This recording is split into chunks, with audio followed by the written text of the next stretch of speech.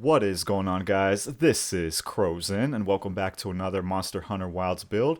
This time we are back with another SNS build, which I like to call the Immortal Tank Paralysis build. And the way this build works is that it's all centered around the guarding playstyle, so we're going to be utilizing a lot of guard skills with this particular build, and that is going to make you basically unkillable. And on top of that, we're still going to have a very high attack, very high affinity build, so we're going to do some very good damage, and we're still going to have the element of support with a few paralysis procs per every monster fight. So let's take a look at the build. So beginning with our equipment and our Ardian weapon, for the production bonuses, you want to prioritize attack infusions if you can. If you don't have them and you want to settle for one that has affinity, that works as well, as you see here. But more importantly, we want to focus on the reinforcement bonuses, and we want to make sure that we have 2 sharpness bonuses because the SNS tends to lose sharpness very quickly. And then from there, I would prioritize 3 attack bonuses if you can get them. If you do get one that has affinity or element, that also works, but just keep in mind that attack is generally going to be better than affinity or element. As far as our weapon decorations, we're going to go with the Guardian Iron Wall Jewel, the Shield Iron Wall Jewel, and the Razor Sharp Iron Wall Jewel. And the good thing about using all 3 of these jewels is that they come with that Iron Wall secondary bonus, so we're also going to have a max in guard. So prior to crafting your Ardian weapon, you actually can settle for the Lalabarina tree, and you're going to get better paralysis buildup with the Lalabarina weapons. However, we're going to be the masters of guarding with our particular setup. For the armor setup, we're going to go with all beast set pieces, and those are going to be the Dahad Shard Helm, the Gore Mail, and the Gore Vambraces, as well as the Dahad Shard Coil and the Udra Meyer Greaves. As far as a talisman, we're going to go with the Exploiter Charm 2, and for the mantle, you could either go with the Corrupted Mantle if you want damage, or the Mending Mantle if you want to be more of a tank. The important thing about this armor setup is that not only will we get the bounding counter from the 2 Dahad pieces, which will increase our attack after a power clash, but we're also going to get the Black Eclipse from the Gore set, which will increase our affinity, and we're also going to get Lord's Fury, which activates Resuscitate, which is going to increase our attack whenever we're inflicted with a status. So for the armor decorations, it's relatively simple here. We just went 3 Mighty Jewels for max might. That's going to give you a 30% affinity boost when the stamina bar is maxed out, which will generally be most of the time anyway. Even after we come out of a block, by the time we get back to the monster, it's going to activate. Then I also went with 1 counter jewel, that way we can get Counter Strike level 1. This is actually useful, especially if you mistime a block and you get hit. That's going to activate a +10 to your attack. Also the Tenderizer jewels, that way we can get Weakness Exploit to level 5. These Sane jewels for Antivirus level 3, again that's more affinity right there. And then from there, just Protection jewels, that way we can get a level 2 in Divine Blessing. I really wanted to get Divine Blessing level 3, however I just had to prioritize Antivirus over that. It's still very good because it activates every time you guard and take a little bit of chip damage, so you're also going to have reduced damage from Divine Blessing.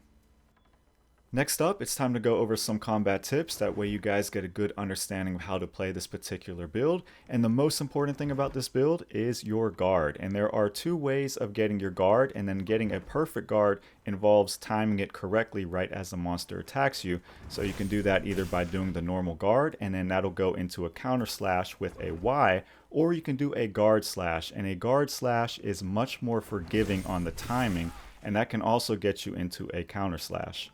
Another nice thing about the guard slash is that it actually counts as like an animation cancel. So if you are going into an animation that tends to have a little bit of downtime when you come out of it, you can actually go into a guard slash, and not only will that raise up your shield and get you back into guard mode, but you will also come out of that animation quicker. So for instance, if we do a charge chop, and then we go into that guard slash, you will come out of that very quickly, versus if you just went into a charge chop and did no animation cancel. As far as your main combination, you have 2 of them, and it's really going to prefer on which one you want to go with. So the first one is the stationary moveset, which just involves doing a lateral slash into a return stroke, spinning rising slash, spinning reaper, and then you could take it all the way into a charge chop. And then of course, like I said, you could go into a guard slash to get out of that animation quicker. Now generally what I would do is just go all the way until you get to spinning reaper, and then go right into a guard slash from there. So I tend to only use the charge chop when there is an opening.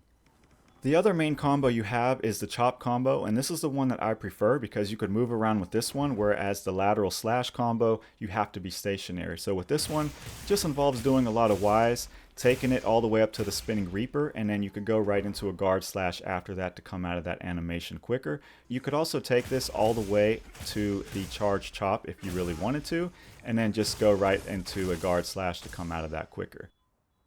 So a main combo that you can just put on repeat would actually be the chop combo, and take it all the way into spinning reaper and then go into your guard slash and then just rinse and repeat that combo all day. And this actually works out very well. You're going to get very good damage, and it's also going to put your shield up, which will allow you to block in case that monster starts attacking you. Also, if you are going for that tank vibe, I highly recommend carrying luring pods with you and just shoot one of those at the monster and it will basically aggro you, and that way you can get your guard going and you can take off some of that pressure that's on your teammates.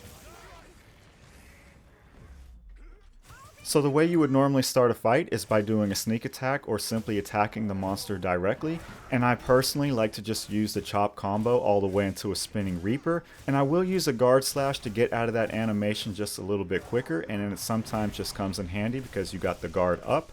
And then from there, I just rinse and repeat that. Your main goal is to activate that offensive guard and to get some perfect guards and then get some counter slashes.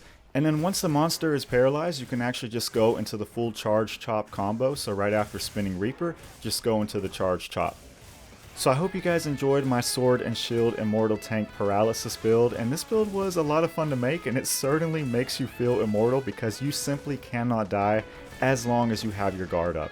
And the nice thing about this build is you're still going to deal a lot of damage while using that guarding type of playstyle. So I hope you guys enjoyed this one. Let me know what you think, and let me know what types of builds you want to see next, and I will see you in the next video.